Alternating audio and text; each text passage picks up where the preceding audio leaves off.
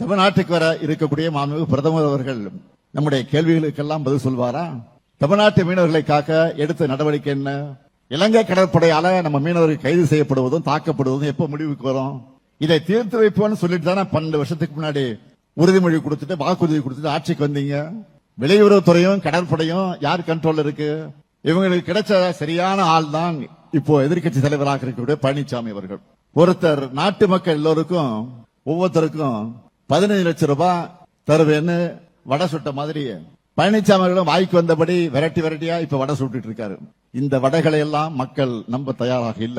இது ஒரு பக்கம்னா, இன்னொரு பக்கம் தேர்தலை காரணமாக காட்டி மகளிர் உரிமை தொகையை 3 மாசத்துக்கு நிறுத்தி வச்சிடலாம், மக்களுக்கு திமுக அரசு மேல அதிருப்தியை உண்டு பண்ணி கெட்ட பேர் ஏற்படுத்தலாம் அப்படின்னு சூழ்ச்சி பண்ணாங்க.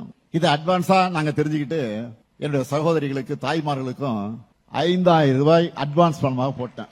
நாம பண்ண இந்த சர்ஜிக்கல் ஸ்ட்ரைக்ல மக்கள் ஹாப்பி. பாவம் எதிர்கட்சிகள் தான் நிலைகுலிஞ்சு போயிருக்கிறாங்க.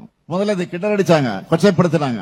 ஆனா ஒரு கட்டத்துக்கு மேல அவங்களாலேயே நம்ம அதிரடி முடிவுக்கு மக்கள் கிட்ட கிடைச்ச வரவேற்பை மறைக்க முடியல. அதனால இப்போ அதுக்கு நாங்க தான் காரணம்னு சொல்றாங்க. இப்போ எங்களால தான் நடந்துச்சு, உரிமை கொண்டாட வந்திருக்கிறாங்க. இப்போ நீங்க என்ன வேணாலும் சொல்லி புலம்புங்க, எங்க திட்டங்கள் ஹிட் ஆயிடுச்சு. இப்போ 5000 ரூபாய் மகளிர் உரிமை தொகை சிறப்பு தொகுப்பு மக்கள் கிட்ட சூப்பர் ஹிட். பாஜக டப்பா இன்ஜினை நம்பி அதிமுக இருக்கு. அதிமுக என்ற மூழ்கிற கப்பலை நம்பி பாஜக இருக்கு. பூஜ்ஜியமும் சேர்ந்தா பூஜ்ஜியம் தான், ராஜ்யம் கிடைக்காது. நம்ம திராவிட மாடல் சூப்பர் ஃபாஸ்ட் இன்ஜின் 11.19% இரட்டை இலக்க வளர்ச்சியோட யாரும் எட்டி பிடிக்க முடியாத அளவுக்கு அதிவேகமா முன்னாடி போயிட்டு இருக்கு. திராவிட மாடல் 2.0 ஆட்சி தான் மீண்டும் அமையும்.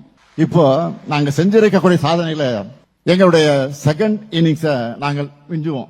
தமிழ்நாட்டினுடைய இந்த வளர்ச்சி பயணத்துல ஒருவரையும் பின்தங்க விட மாட்டோம். நாட்டுக்கே வழிகாட்டும் நம்முடைய மக்கள் நல திட்டங்கள் தொடர, தமிழ்நாடு வளர்ச்சி பாதைகளை தொடர்ந்து நடைபோட வெல்வோம் ஒன்றாக. தமிழ்நாடு வெல்லட்டும். நன்றி.